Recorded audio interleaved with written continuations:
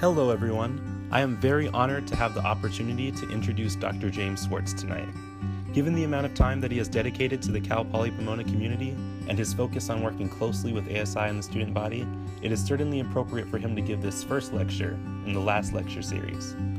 Dr. James Swartz has been a member of the Cal Poly Pomona faculty since 1987, serving in a wide variety of roles including International Business and Marketing Professor, Chair of the IBM Department for 3 years, University Academic Senator for 17 years, University Faculty Athletics Representative, and most recently, a CSU Senator for the past 7 years, serving as the head of statewide legislative advocacy on behalf of our roughly 25,000 faculty.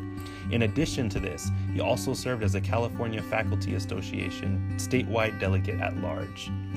In the course of a 35-year career as a professor, Dr. Swartz has earned many distinctions, among them having earned the rare feat of winning early tenure and promotion here, being named a prestigious Dwight D. Eisenhower Fellow in History and Public Policy at the Smithsonian Institute, being a research fellow at the Center for Strategic and International Studies think tank in Washington, D.C., and an Institute for Advanced Technology postdoctoral research fellow at the University of Texas at Austin. Over the same time period, he has doubled as an Army officer on reserve status, commanding units at 5 levels, earning the nation's 3rd and 4th highest awards for superior service, and culminating 33 years of duty assigned as a special assistant to the chairman of the Joint Chiefs of Staff in the Pentagon. As a strategic planner, mapping out the future of the 5 million person United States Department of Defense. Dr. James Swartz has done a lot for the Cal Poly Pomona community, and even today he advises the Veterans Resource Center and chairs one of the City of Walnut's 4 commissions. He has a lovely wife named Catherine and 2 daughters, Angela and Alana.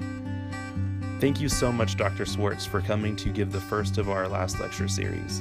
Please join us in welcoming Dr. James Swartz. Thank you. We as a university are a concerned community, not just interested in getting degrees, but interested in our fellow man.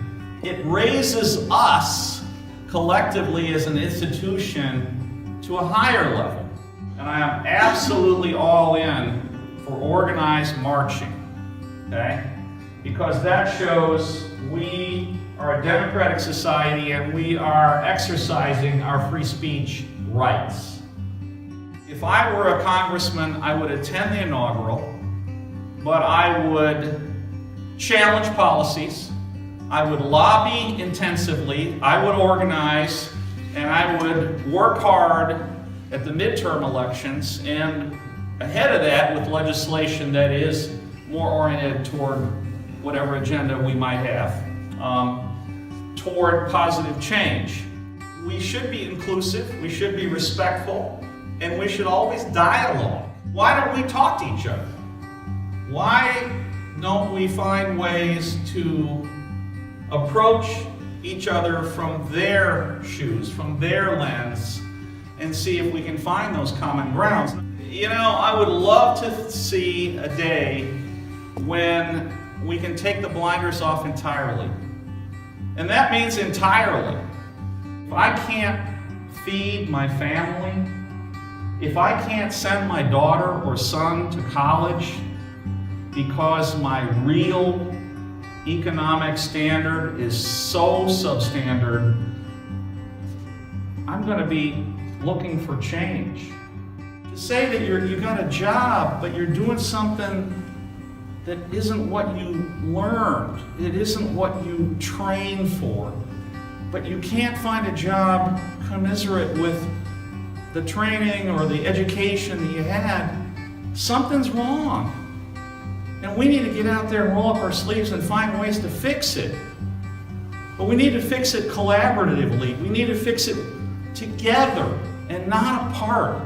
The best story the CSU can tell is your story. Not my story, your story. How you overcame great obstacles, how you worked for 2 years and now you're 20 years old and you're only a freshman because you had to pay bills for your family. That's the story of the CSU, and that's your story.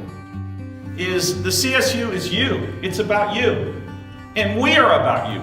We are going to fight for you, we are going to work for you, and we're going to make this university and this system the best that we can be.